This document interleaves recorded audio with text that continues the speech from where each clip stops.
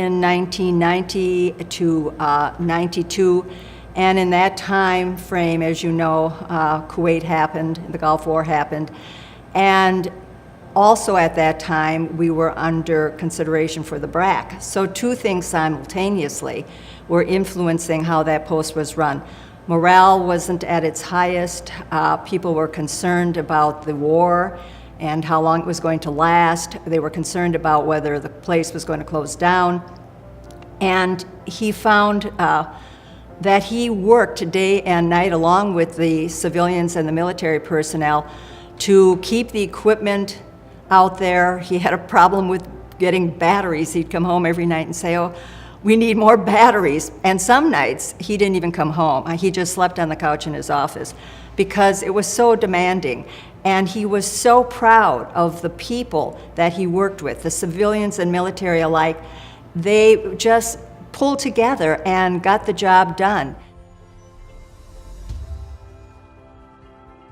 He loved that assignment, and he enjoyed the people. And he had always said, the people make the assignment. The people make your job a good job if the people are friendly and good. And the mayors were fantastic. The people there just stole our hearts. We loved that assignment. He enjoyed working with everyone and with the community especially.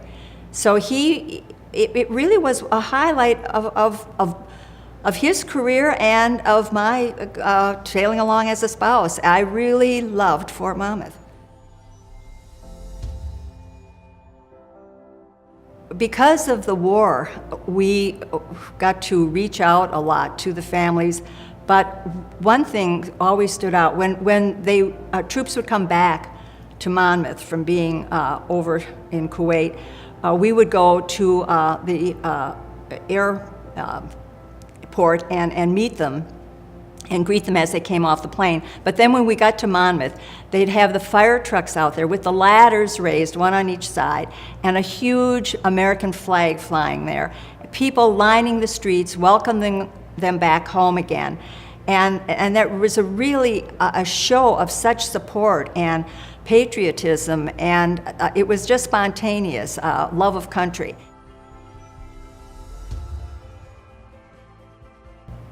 I think the fact that they saw him out there every day, his door was always opened.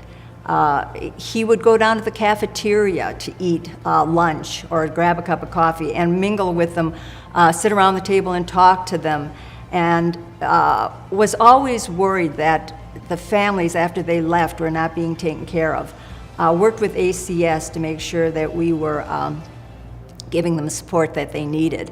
But he, first and foremost, was a soldier, and he had great respect for his fellow warriors. From the time he was battalion commander raising Cain because the equipment wasn't working right in the field, I mean, he was a stickler. If it's out in the field, it's got to work. And he worked day and night to make sure that that equipment was out there for them and it worked.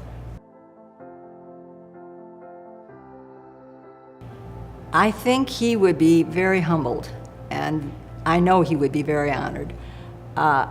He never thought of himself as anybody extraordinary or extraordinarily talented.